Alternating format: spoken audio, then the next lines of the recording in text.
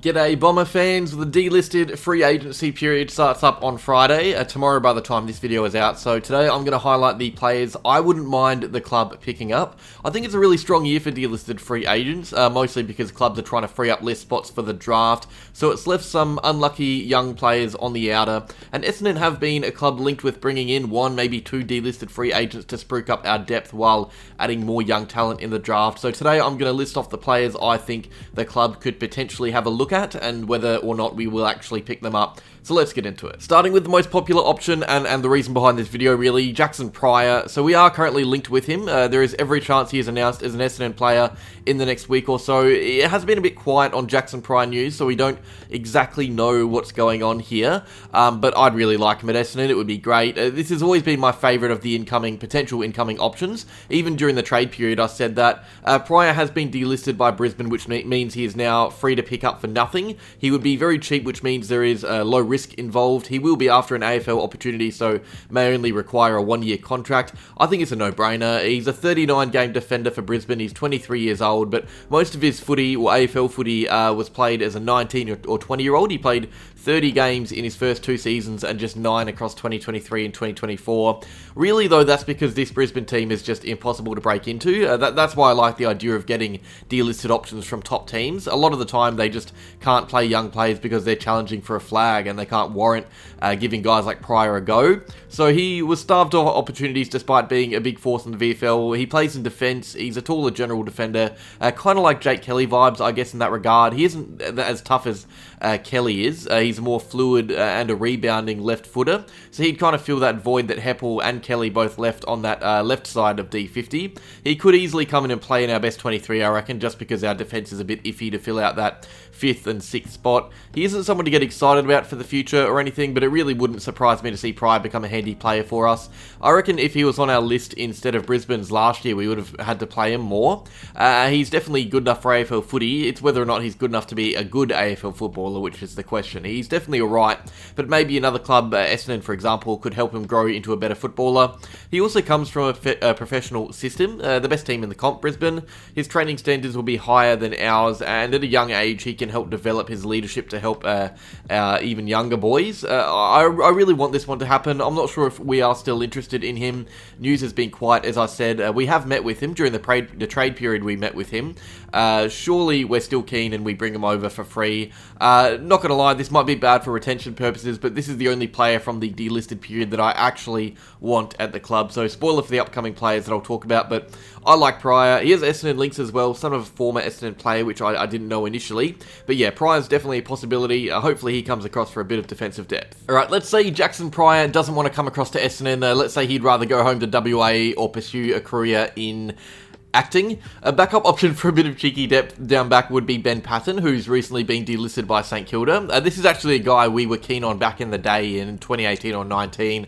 He was a really promising young defender at St Kilda, playing regular footy down back, but a really nasty injury halted his development, a bad leg break. He missed a full year because of it. The last 2 years he hasn't managed to play much AFL footy at all, but he was genuinely looking like a really good player for a while there. If we're desperately needing depth, it wouldn't be the wildest thing to suggest to just bring him across for a year to chuck in D50. I just thought I'd throw his name out there as well. He's a bit older, 26, but that is also the best age for output in athletes, so ready-made defensive depth, I guess. Definitely not someone for the future, though. Curtis Taylor, delisted by North Melbourne, so that is already not the best of signs. This guy started off as a really hyped youngster, a pure X-Factor kind of player. He was a big part of North's future a few years ago. I remember fans talking about him a lot. That always happens at North Melbourne, though, because every player they have is 20 and going to be the next Gary Ablett. He was delisted this year after losing his place in the team. I mean, his talent is there. It's evident. He's shown it on multiple occasions. The issue with Taylor was four-quarter consistency. He was never really a proper threat for a whole game. Clubs may look at his highlights reel and best performances to try and see whether or not they can bring him across to get the most out of him. I think with Stringer leaving, that need for an X-Factor player grows, and that is why people have talked about Taylor to Essendon. Personally, I don't know if he would fit in, and I don't know if he's worth us taking a punt on. I'll leave that one for you guys in the comments. He could easily come in and muddle up with Archie Perkins a bit as well, because I feel like in Ford 50 they're going to play similar roles. He's been linked with St Kilda, maybe something there, but yeah, I don't know if we're going to go for Taylor. I think he finds a home elsewhere. I will say though, SSP spot available at the start of the year. We are keeping a list spot open for that. He could train on with us if he hasn't found a home. Noah Cumberland, very unlucky to be delisted, this guy, especially at a team like Richmond. I feel like he's good enough to play AFL footy, but the worst team in the comp by a country mile let him go, which is strange. Now, again, delisted by Richmond, delisted by North, it's never a good look to pick up rejects from those clubs. I like the idea of bringing in a guy from Brisbane or Sydney or somewhere, but Richmond feels a bit weird when they barely have a team as it is. Cumberland, though, is a medium forward who is a reasonably productive marking target as well. He's no stranger to a goal. He kicked 33 goals in his 25 AFL games in his career for one of the worst performing teams in the comp as well, so that's pretty good. Still early 20s too, so you would expect him to grow a little bit. Look, we've needed a good goal-kicking small forward for a while. It's hard to tell if he's going to be that player, probably not. But 19 goals in 9 games as a 20-year-old, I think it was. That's impressive. That is a good foundation that shows he may be able to show productivity elsewhere too. I wouldn't hate this as a cheap pickup, but I wouldn't love it either. I doubt it happens though, so we can move on. Denver Grainger-Barras is an injury-hit key defender from the same draft as Zach Reed, so why have one top 10 key back talent made out of paper when you can have 2? We do need a bit of key defensive depth, so I mean, DGB is probably the most talented of the key backs without a home. That's why he's here. There's not many free agents around with a ceiling as high as his, and I think there should be some clubs coming for him. He's unproven still relatively. He hasn't really got a look in over the years. Even when the Hawks were poor, he was struggling to really cement his spot in the team down, whether it was because of form or injury. But now Tom Barras and Josh Battle are there. It's impossible for him to find a spot, so he was delisted. It was inevitable.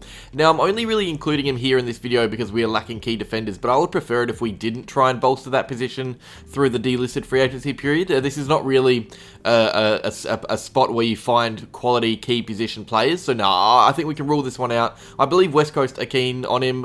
He is a native West Aussie, so that will help. And really, that is that. Now, a quick little summary, or I guess preview into what could actually happen. We have been linked with Jaxon Prior, obviously, as I spoke about. I'd love to see him join the club. I think that could be a handy pickup. It may actually happen, so watch out for it. There were some links to Josh Rotham from West Coast, but I think that was just as a backup in case Laverde left. He stayed, so now the need for a mature key back is less glaring, and I think our fan base will write if we add Josh Rotham's name to the list. After that, it's hard to know who else we are keen on. We do have quite a few list spots open and can't fill them all in the draft. I think we take one in this period, and hopefully that one is Jaxon Prior, but that is that. Video done. If anything is announced on Friday regarding one of these players, if we sign them when the free agency period opens, I won't be able to cover it until Sunday because I'll be on the road in Melbourne, actually. I'll be recovering on Friday morning after a hopefully pretty elite Coldplay concert. I have a video lined up for the weekend anyway, regardless. Another look at the draft. It's the small forwards this time, so stay tuned for that. But that is all for that now, though. Like if you enjoyed, subscribe if you're new, and as always, go Bombers.